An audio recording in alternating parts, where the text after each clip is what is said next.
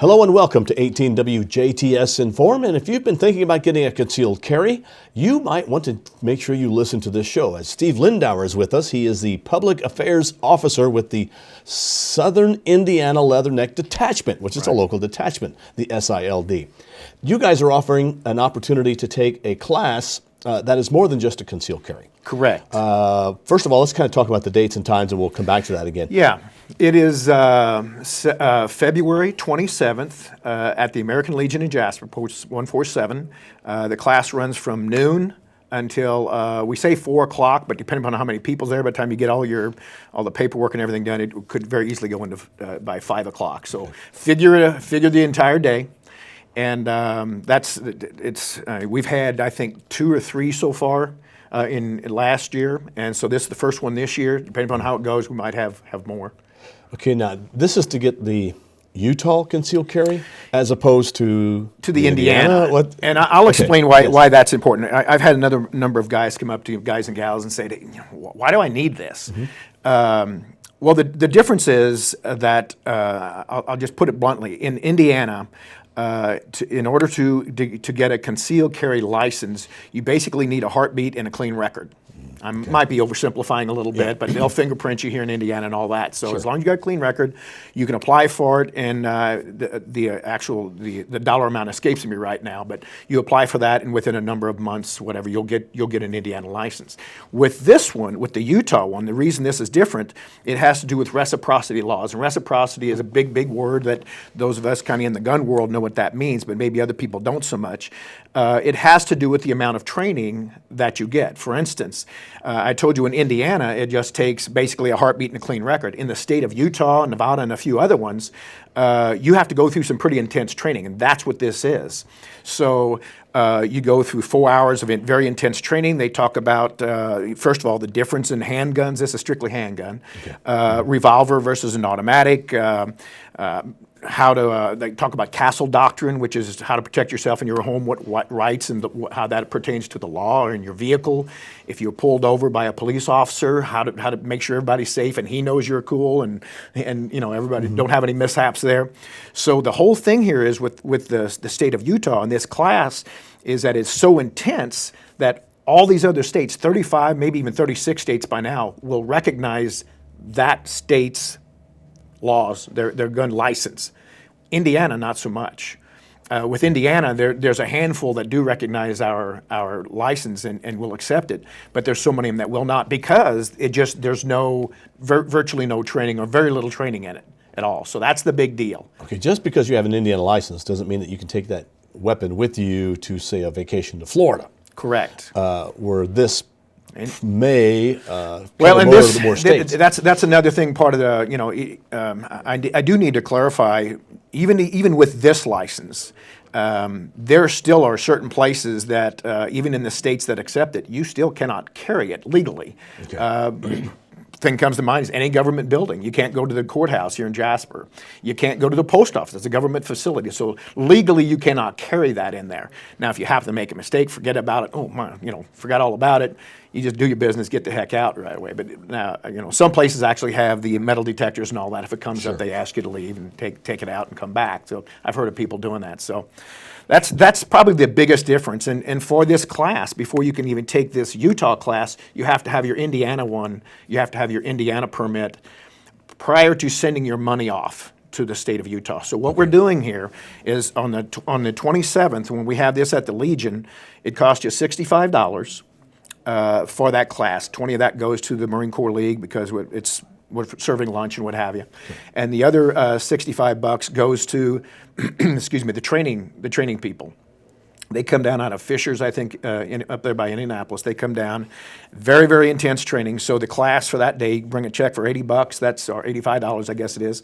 That will get you into that class. And then for the state of Utah, once you get all your paperwork together, and that day they'll do fingerprinting.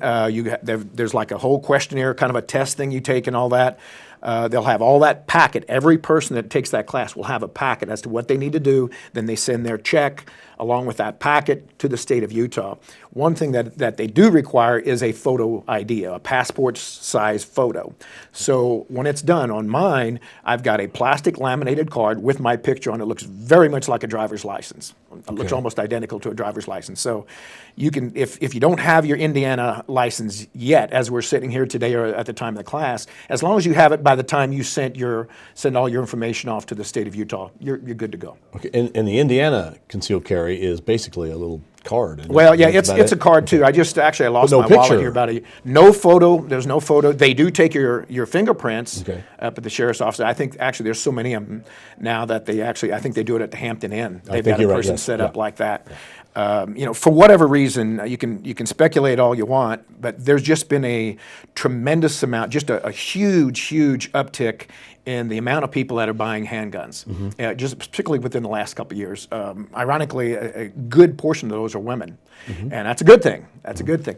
What scares me is that so many people have these handguns and have never been trained of any kind of safety at all. Sure. I've got military background. I carried one 3 out of the 4 years I was in. I carried a handgun on my side. I've even taken a couple classes.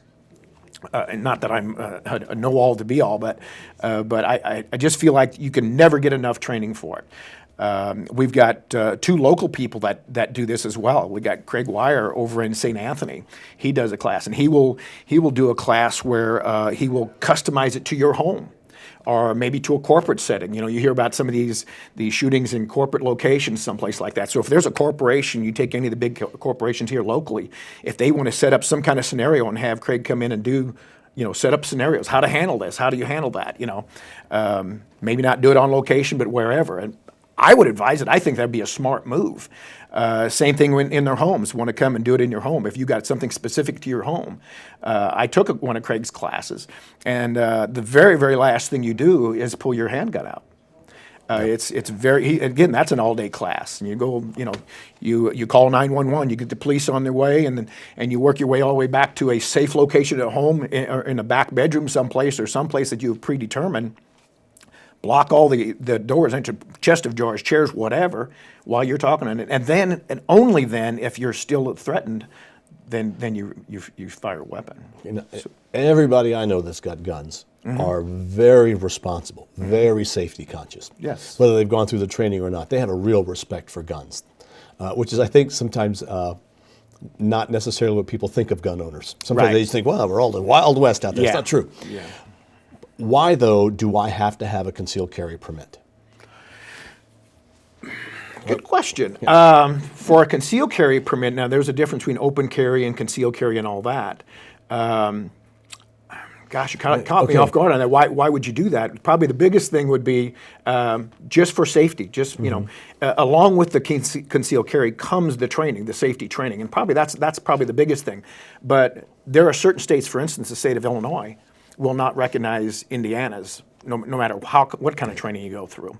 It's just Indiana or Illinois, New York, California, Massachusetts. Some of those states that you can almost figure they will not accept it. Is it also that you can, if you keep the gun locked in the glove compartment, but you keep the ammunition in the trunk? Well, in some cases, every state's different. Okay. Thanks for clarifying. Every state is different. That's where comes the reciprocity laws. Okay. I am by no means an expert. I would argue, or I would recommend that people go to. You can go to any of the gun shops around here, the local hunting and fishing stores and things like that, and they will. I'm sure they can help you find the book. But every state has its own laws, and every state changes pretty much every year. Now, nothing major usually. Having said that, Virginia and Missouri, I think, or Kansas, one just made Recently. major changes just within the last month. Right. So that's rare, but it usually tells you where you can take it and where you can, and all that sort of stuff. As far as transporting it, porting it, so we're good in Indiana. And we're good in maybe Missouri or Colorado or someplace, but we got to go through Illinois to get there. You don't want to drive way around somewhere, so you got to go through. So how do you do that? Well, they talk about that a little bit, and it's from what I understand. Again, the handgun is unloaded and kept separate from the ammunition and the magazine to go through there. Now, if you happen to get pulled over, I had a buddy of mine that was pulled over, and the police officer said, "Are you legal to carry a handgun in your state?" "Yes, sir." "Can I see your license?" He did. "Yep." And it's okay. "Have a good day," and just went on. Yeah. Now, if you're in a threatening situation, who knows? Knowing if you get up to Chicago, I got a sneaky feeling you probably wouldn't get off quite too easy. Right. It's just a different world up there. Now, this class then is to help people appreciate and have a permit for carrying a gun in more places than just Indiana. Yeah. So this is like the next step for those who have gun permits. Yeah, okay. It's very, very big on safety. Like I said, they talk about the castle doctrine, how to handle yourself when you get pulled over, or if you get pulled over. I travel for a living. It's almost a given that at some point in time I'm going to get pulled over, and I have. Good. You just, as long as you're, let people know right up front, hey, I've got a permit to carry a handgun in this vehicle, and you keep your hands up there on the steering wheel, and everybody, as long as it's all communication, as long as everybody knows what's going on right up front. Now, to do the class again, they need to and it fills up really quick. Yes. And even if it is February 27th and you've missed the date, they still need to contact you because you're looking to do the next set. Yes, sir. Okay. Yes, how can they make the contact? Go to sildmarines.com. That's, of course, that's the Southern Indiana Leatherneck Detachment. That's our website. There will be a schedule of classes on there. You can check into that. First of all, you can call the American Legion and get them in contact there that way. I will give you my personal phone number, as much as I regret doing that, probably. What's up to you? It's 812 area code 639-1005. You call that number, you're going to hear the Marine Corps anthem. You're going to hear the Marine Corps. You'll know you got the right number. Yeah, you'll know you got the right number. I'd be happy to direct you. Again, that's 639-1005. I'd be happy to direct people in the right place. Last fall, I think we had a couple of classes that were kind of not well attended, but that was mostly because I feel you got ball games, vacations, all kinds of things going on. This spring, it's already filling up pretty good. And that's why, even though you think, it's too late, I can't register for this class, let him know so that you know to do another class. Yeah, it's important. We're going to feed you lunch there that day and drinks. It's going to be brief, but it's a pretty intense class. I've got a friend of mine, a work associate and a friend. He and his wife are both coming to go. So ladies, men, you do have to be 21 years of age to take this class. And you have to have your Indiana permit. You have to have your Indiana license at the time you send it off to the state of Utah. Not necessarily that day when you take the class, but by the time you send it off, you have to have your Indiana license. Or you bring in your gun. No. No, thank you for asking that. This is, you don't need to bring there's no firing at all for this particular class. They have the dummy guns up there. If anybody's ever seen that, they're kind of blue or bright orange, whatever kind of dummy gun, rubber. Yeah. And they go through different scenarios as to how to handle that. One takeaway that one of the instructors told me one time, he says, guys, gals, he says, if you ever have to use your handgun, he says, and I've done it, I've had to do it. He said, it will change your life for the rest of your life, and not in a good way, even if you're legal. Yeah. So that's how serious this guy takes it. And that really struck home with me. Again, if you don't want to do this and don't want to stick your money to this, again, we got Craig Wire at St. Anthony. We've got a guy by the name of Jim Korn down in Pike County. He offers classes and stuff. I don't really know their rates or anything like that, but again, you call my number and I'll put you in touch with these guys. And if you do nothing else, take one of these individual classes and just get some kind of safety training. You're just not doing yourself any favors if you don't. They talk about things like what kind of firearm to get. And somebody wants to get this highest caliber 357 Magnum, kind of whatever. Yeah. And, well, what if you got kids in the house? Oh. And what if that round goes through the wall and you got kids on the other side? And it will. It will. Yeah. Something like that will. So those are things that I hadn't thought about. And those are things that you need to think about. Those are things... just that's what they do, and the whole idea is for the safety of it. I mean, again, as I said earlier, for whatever reason, there's been such a huge spike in people that are buying handguns, and we need to have some training on it. All right. Well, make sure that you take the class. It's the Utah Concealed Carry Permit class. Yes, sir.